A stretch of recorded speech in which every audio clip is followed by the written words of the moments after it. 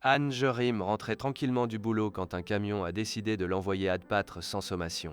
Un choc brutal, le genre d'impact sec qui ne te laisse même pas le temps de dire au revoir avant de passer de l'autre côté. Mais au lieu de voir la fameuse lumière blanche au bout du tunnel, il ouvre les yeux dans un lit immense qui semble tout droit sorti d'un film d'époque. En le voyant éveillé, un jeune majordome détale en hurlant à qui veut l'entendre que le jeune maître est revenu d'entre les morts. Le pauvre ne sait plus s'il est dans un hôpital de luxe ou si le choc l'a rendu complètement siphonné. Soudain, la chambre est envahie d'inconnus. Une mère éplorée débarque, suivie de jumeaux blonds qui se mettent à lui brailler dessus comme s'il était sourd. Le système l'avertit que son stress crève le plafond face à un tel boucan. Incapable de supporter la pression, il perd connaissance. Il n'aura pas tenu 5 minutes. Il s'avère qu'il est désormais Jerry, un gamin de 5 ans tombé dans un puits et plongé dans le coma pendant 1 an. Le voilà coincé dans l'Empire Kane, fils cadet d'un couple de contes tout droit sorti d'un vieux magazine de mode. Une famille presque normale, à ceci près qu'il le traite comme s'il était en cristal. Le problème, c'est que le corps de Jerry est une vraie loque. Le gosse veut juste écraser un moustique entre ses mains et le système lui notifie direct qu'il vient de perdre un point de force. Il a la résistance d'une glace en plein soleil si sa jauge de stress atteint les 100. Il plante comme un vieux PC des années 90. Ses frères, Joey et Robin, n'aident pas vraiment. Ils se chamaillent pour savoir qui lui offrira des fleurs en premier et finissent par lui pomper tout son air. Incapable de tolérer leurs caprices, Jerry finit une fois de plus au tapis. Il se réveille en pleine nuit et le système lui accorde un prix de consolation pour son titre de champion du malaise. Comme il s'est déjà évanoui 20 fois, il a débloqué une compétence d'anesthésie sensorielle pour mettre sa propre douleur en sourdine. Il se sent instantanément plus léger, c'est la première fois qu'il n'a pas l'impression que son matelas essaie de le poignarder. Mais le calme est de courte durée. Une fenêtre d'événement spécial apparaît tandis qu'un bruit de sabots résonne au loin. Surgissant de la brume, un cavalier au look de héros de roman fait son entrée, c'est Ainsroot, le frère aîné. Le type a appris le réveil de Jerry et a quitté l'académie en trombe, comme si le feu était au lac. Il arrive tout en sueur, dans une mise en scène dramatique digne d'un premier rôle. Un l'aperçoit et lui colle une étreinte qui, pour le corps de Jerry, s'apparente à une tentative d'homicide. Le système s'affole et multiplie les alertes, sa jauge de vie chute à cause d'un excès d'affection. Le gamin lutte pour une bouffée d'oxygène pendant que son grand frère pleure de joie en manquant de lui briser les côtes. Au milieu de ce câlin étouffant, une fonction s'active pour mesurer l'attachement de sa famille. Évidemment, la jauge d'Ains est au max. Le type est à 100% d'affection, tout comme les 2 autres zinzins de jumeaux. Jerry a atterri dans un nid d'obsédés qui ne le laisseront jamais respirer. Un s'installe à son chevet et décrète que la meilleure façon de distraire un enfant de 5 ans est de lui faire la lecture.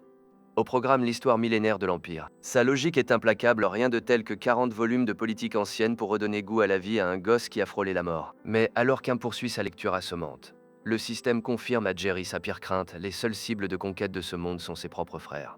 Après 20 ans de vie normale en Corée, c'est le délire total. Le mec a des principes et refuse qu'un simulateur de drague lui grille le cerveau. Alors il lâche un cri du cœur et envoie tout balader. Devant une telle explosion d'énergie, les jumeaux restent plantés là, complètement dépassés par la situation. Pour calmer le jeu, l'aîné décide de l'emmener en librairie après tout. Il croule sous le fric et peut bien lui offrir des contes qui changent de ses assommants manuels d'histoire. Les yeux de Jerry s'illuminent. Son seul désir est de s'échapper enfin de cette cage dorée qu'est le manoir. Une fois sur place, il découvre que les livres de magie sont époustouflants. Des sirènes et des effets spéciaux jaillissent des pages, le laissant bouche bée, lui qui pensait avoir déjà tout vu. Fidèle à ses habitudes d'acheteur compulsif, un fait livrer la moitié de la boutique directement à la maison. Jerry exulte, on dirait un prisonnier qui vient de décrocher sa conditionnelle. Pendant que son frère règle la note, il l'autorise à aller faire un tour sur la place. Le gamin est aux anges, il boit tout du regard comme s'il était devant un film. C'est la première fois qu'il se sent libre depuis sa réincarnation, et tout semble presque trop beau pour être vrai. Mais la tranquillité est de courte durée. Il remarque qu'un passant vient de faire tomber un sac, et, en bon citoyen qu'il est, il s'élance aussitôt pour lui rendre. Erreur de débutant. Gamin. Alors que le sac pèse 1 tonne et que le propriétaire s'est volatilisé, une ombre immense le surplombe. C'est l'individu à la capuche, avec des yeux rouges terrifiants et un air de ne pas vouloir se faire d'amis. Avant même que Jerry puisse tenter d'expliquer le malentendu, le système lui balance la pire des nouvelles, son niveau d'affinité avec ce type est déjà dans le négatif. Le mec a la délicatesse de te détester avant même de te connaître.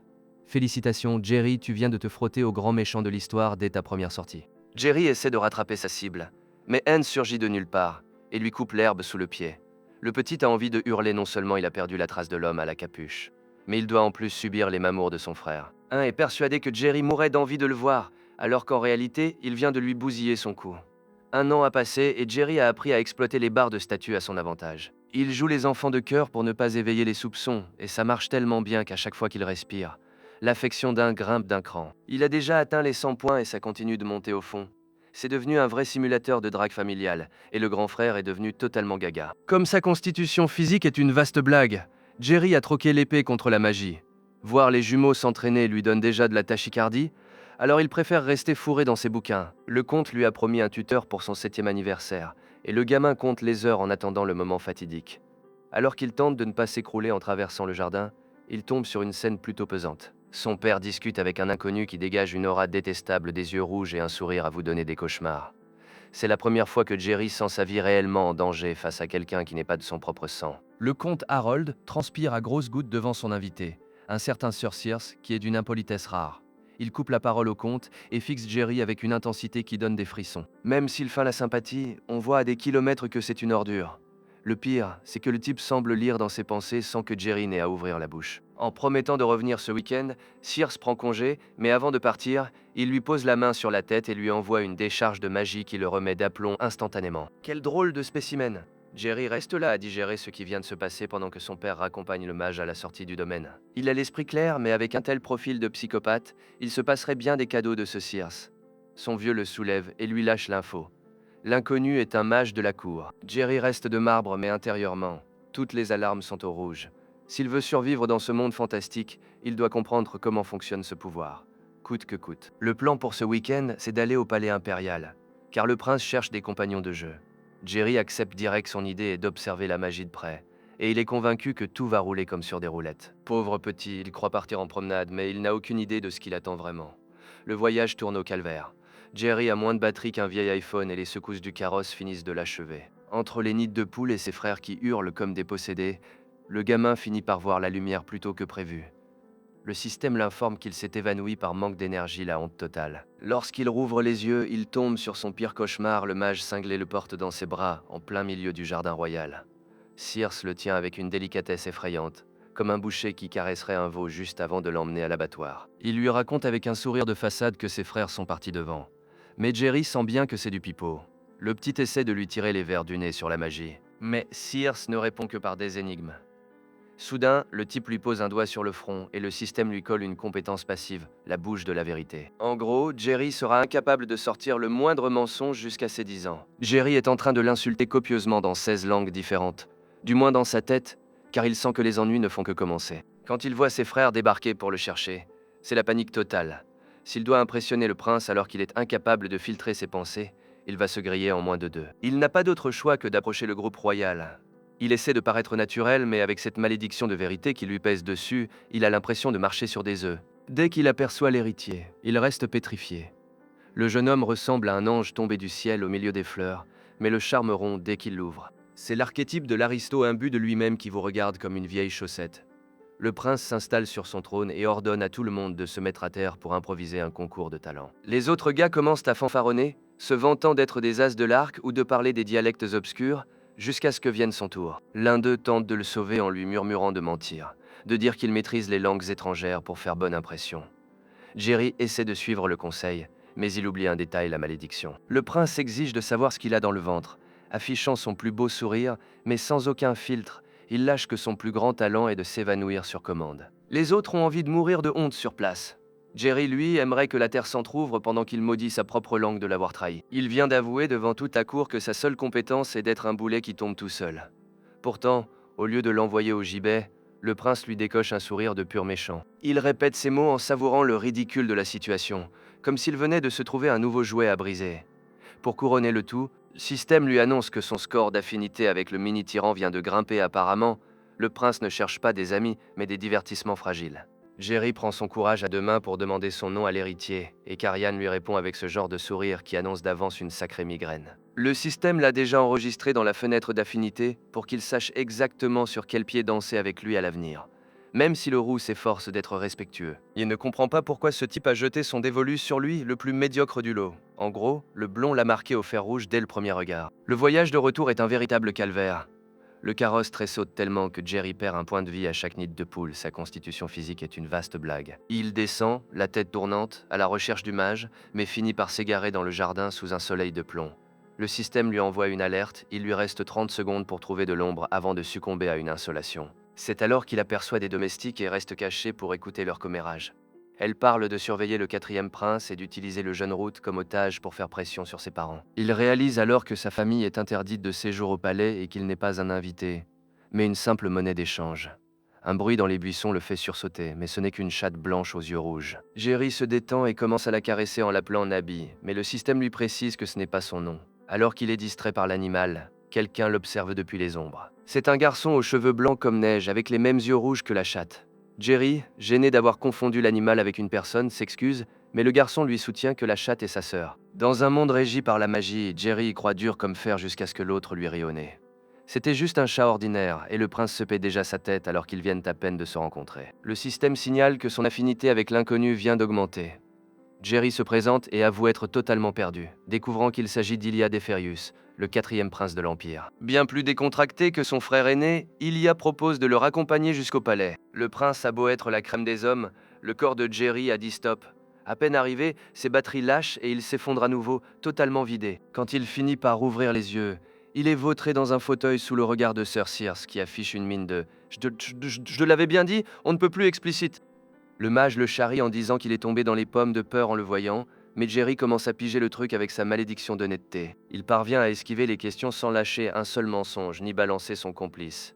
Il est en train de devenir un pro des vides juridiques. C'est le moment que choisit Karian pour entrer, toujours avec cette aura de méchant de film qui lui colle à la peau. À l'heure du dîner, la table ressemble à une vitrine de bijoutier, absolument tout est en argent massif. Le prince lui explique tranquillement qu'ils utilisent ces couverts pour détecter les poisons, un petit détail qui donne direct des sueurs froides à Jerry. Et pour couronner la soirée, le blondinet précise avec un sourire angélique que certains poisons ne font même pas réagir l'argent. C'est l'hôte idéal, il t'invite à bouffer et te prévient au passage que tu pourrais clamser avant le dessert. Jerry reste la bouche pleine, incapable d'avaler, avec l'impression que son premier dîner de gala sera très certainement le dernier. Ce blond n'a vraiment aucun filtre. Il lui sort cette histoire de poison comme s'il commentait la météo. Il se demande même si sa famille ne l'a pas nourri aux microdoses pour l'immuniser, suggérant que la soupe du jour est peut-être épicée à l'arsenic. Quel chic type! On sent qu'il a été élevé avec amour. Jerry reste figé un instant avant de comprendre. On est en train de le tester pour voir si c'est lui, le danger. Le gamin sort alors sa meilleure tête d'innocent et rigole comme s'il ne captait rien. Après tout, qui soupçonnerait un gosse de 6 ans? Karian le regarde avec un visage de saint, mais avec les yeux de quelqu'un qui a déjà pratiqué beaucoup trop d'autopsies, et lui dit de ne pas s'en faire, qu'on ne va pas l'entraîner pour ça. Un cynique de première classe. Pour couronner le tout, il se moque de lui en disant que son seul talent, c'est de s'évanouir toutes les 5 minutes. Jerry brûle d'envie de lui balancer la vaisselle à la figure. Mais c'est là que le système lui balance une news catastrophique, le niveau d'affinité de ce psychopathe vient de grimper. Non mais regardez-moi cet héritier. Monsieur se découvre une passion pour l'humour douteux. Vexé, Jerry décide qu'à partir de maintenant, il sera le type le plus chiant de l'Empire pour ne plus plaire à personne. Quelques jours passent et voilà Jerry de nouveau cloué au lit. D'après le médecin, son pouls est plus lent qu'une procession de tortues, et sa mère est en train d'inonder la chambre à force de pleurer toutes les larmes de son corps. Il se sent aimé, certes, mais avec une santé aussi fragile. Il sait qu'il ne fera pas de vieux os s'il ne fait pas gaffe. Dès qu'il reprend un peu de couleur, on le renvoie direct au boulot.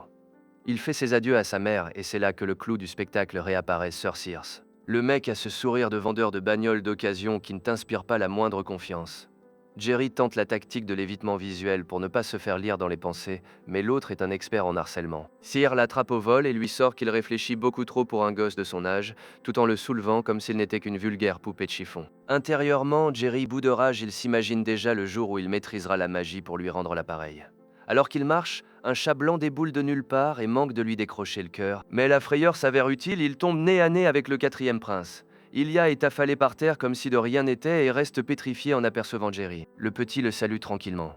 Après tout ce qu'il a vécu, voir un membre de la royauté faire de la photosynthèse dans l'herbe est le truc le plus normal de sa semaine. Sears lui demande s'il s'est blessé à la jambe, vu qu'il le porte comme un bébé de 3 ans. C'est pour ça qu'Ilia ne pige pas pourquoi Jerry se fait porter alors qu'il a des jambes qui fonctionnent parfaitement. Le précepteur intervient, avant que ça ne tourne au drame, et renvoie Ilia fils à la maison. Mais Jerry remarque qu'un petit pétale s'est logé dans les cheveux du gamin. Il demande à Sears de le poser un instant et s'approche du petit blondinet. Ilia commence déjà à se faire des films et l'invite carrément à aller se promener, sauf que Jerry le calme direct, il voulait juste lui retirer la saleté qu'il avait sur la tête. Le râteau est monumental. Pour faire passer la pilule, Jerry lui promet qu'ils joueront rien que tous les deux la prochaine fois, et là, le système pète un câble. L'affinité d'Ilia grimpe de 3 points d'un coup, c'est le genre de mec qui reçoit un compliment et qui planifie déjà le mariage. Le moment de grâce s'arrête quand Sears lui demande d'où lui vient une telle familiarité avec le quatrième prince. C'est là que Jerry percute ce gosse et celui-là même que Karian est censé surveiller de près. Ils n'ont même pas 10 ans et on s'en sert déjà comme de simples pions dans une guerre de clans. Sears l'emmène ensuite assister à l'entraînement d'escrime, même si Jerry sait qu'il manie l'épée comme un boomer avec un smartphone. Le prof lui fait comprendre qu'il n'a pas son mot à dire et l'envoie s'asseoir dans un coin. Mais il a au moins droit à un plateau de pâtisserie de luxe pour qu'il reste tranquille. Jerry s'installe donc pour profiter du buffet VIP pendant que les autres s'acharnent avec leurs bouts de bois. Il s'ennuie ferme, mais avec le ventre plein, il n'y a pas vraiment de quoi se plaindre. Karian brille par son talent et ressemble au héros parfait de son propre récit. Mais Jerry ne gobe pas l'histoire. Il sait que derrière ce visage d'ange se cache un expert en poison capable de gâcher le repas de n'importe qui si ça l'arrange. En regardant Ilya, il ne peut s'empêcher d'avoir un peu de peine pour lui, obligé de grandir dans un tel nid de vipères. Tout en observant Karian récolter des applaudissements hypocrites avec son sourire de façade.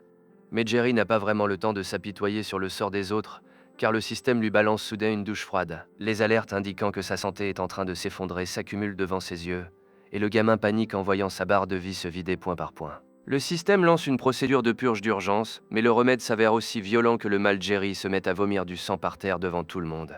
C'est la détox la plus brutale de sa vie, et Karian ne peut que hurler de terreur en voyant son nouveau jouet se désagréger en direct. Après ce spectacle traumatisant, le gamin finit par se reposer au lit. Ilya observe la scène depuis l'entrée, l'air totalement désemparé pendant que le médecin termine son examen. Heureusement, le docteur est rassurant, mais il lâche une bombe. Le petit est hors de danger car il a tout expulsé. Mais ce qu'il avait dans le corps était du poison pur. L'oncle reste sans voix. Du poison ici, Karian est lui aussi sous le choc. Apparemment, c'était une toxine à action lente, conçue pour faire le sale boulot pendant des années, sans que personne ne s'en doute. Mais tout ça n'a aucun sens. Le médecin explique que le corps n'a pas réagi seul, une force extérieure, très proche de la magie, l'a forcé à se purger d'un coup pour éviter la mort. Il reste d'ailleurs des traces d'énergie résiduelle qui flottent autour de Jerry, et l'oncle n'en revient pas. La magie est censée être un outil, pas un garde du corps capable de prendre des décisions. Dès que le médecin prend congé, l'homme s'en veut terriblement. Il a baissé sa garde en pensant que la nourriture était sûre, et il réalise qu'il a failli envoyer le gosse dans l'autre monde par pure négligence. Ces gardes sont là pour la déco, c'est pas possible. Laisser un gamin se faire empoisonner sous leur nez, c'est comme demander à un loup de surveiller le troupeau. Pour bien saisir le drame, il faut se rappeler que dans l'Empire de Cayenne, les yeux rouges sont le signe distinctif du sang royal le plus pur. Et dans la génération actuelle, Karian et Ilya sont les seuls à avoir hérité de ce trait. Dès que le 4e prince est né avec ce regard, le palais est devenu un vrai nid de vipères. L'impératrice a fini au cimetière dans ce qu'on a officiellement appelé un suicide, même si on sait bien que dans ces cercles, personne ne passe l'arme à gauche sans un petit coup de pouce dans l'ombre. Ilya a réussi à échapper par miracle à plusieurs attentats et a pu atteindre ses 7 ans. Mais le conflit entre les clans puissants reste brûlant. Il traite les gosses comme des pions sur un échiquier pour faire pression ou éliminer le rival. Jerry n'est qu'une pièce de plus dans cette guerre de grands. En regardant ses neveux, l'oncle réalise qu'au fond, ce ne sont que des gamins piégés dans une boucherie qu'ils n'ont pas choisie. Karian commence à analyser le coup. Si ce n'est pas la famille de Jerry qui a voulu le rayer de la carte, ça veut dire qu'une tierce personne est en train de mettre son grain de sel. C'est là que le père de Jerry déboule en trombe, comme s'il avait le diable aux trousses, et s'effondre en larmes sur le petit qui ne réagit toujours pas. L'ambiance est électrique entre une garde qui fait pitié et un ennemi tapi dans l'ombre. On sent que la situation tourne au vinaigre. Un peu plus tard, Jerry se réveille avec l'impression d'être passé sous un rouleau compresseur. Il est complètement à plat, mais le système continue d'envoyer des alertes. On dirait que Karian, le blond, a été sacrément secoué par ce qui s'est passé. Et sa jauge d'affection ne s'arrête plus de grimper. Finalement, frôler la tombe s'est avéré être une tactique de génie. En plus, Jerry sent déjà le mana flotter autour de lui, il est à 2 doigts de devenir un vrai mage. Ses parents entrent dans la chambre en hurlant de soulagement, sa mère s'agrippant à son cou comme un petit koala. Pourtant, le vrai calvaire commence après, avec une surveillance si pesante que l'employé ne le laisse même plus respirer. Pour elle, même l'air est devenu un danger public, et Jerry se sent déjà comme un prisonnier qui s'ennuie ferme dans sa propre chambre. La monotonie est brisée par l'arrivée d'un convoi de carrosses impériaux. Karian a mis les petits plats dans les grands et lui a envoyé des provisions pour un enté rare, pâtisserie fine et fortifiant de toutes les couleurs. Sans le vouloir, le gamin est devenu le chouchou de la couronne, et l'employé le regarde déjà de travers, persuadé que Jerry est un petit escroc qui mène la royauté par le bout du nez. Le bon côté, c'est que pour l'instant, il n'a pas à retourner au palais, mais la tranquillité est de courte durée. Ilya, le 4e prince, débarque à l'entrée et s'incruste dans la maison comme s'il en était le propriétaire. Pour ne pas effrayer son père, Jerry est obligé d'inventer qu'ils sont les meilleurs amis du monde, même si pour Ilya, le concept d'amitié semble sortir tout droit d'un conte de fées. Le jeune albinos est venu honorer une promesse et il ne plaisante pas avec ça. Il s'installe par terre pour éplucher un livre de magie et pendant que Jerry tente d'expliquer les formules, Ilia se colle tellement à lui que la notion d'espace personnel part en fumée.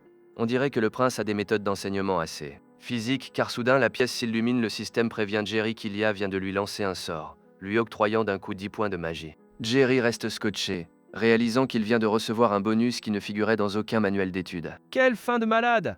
Le mec a chopé du mana gratos sans même ouvrir son grimoire. Tout comme le prince a filé 10 points de magie à Jerry d'un seul toucher. Balancez-moi ce like sur la vidéo dès maintenant. Abonnez-vous et dites-moi en commentaire quel manhwa vous voulez que je raconte la prochaine fois. Allez, à plus les cracks!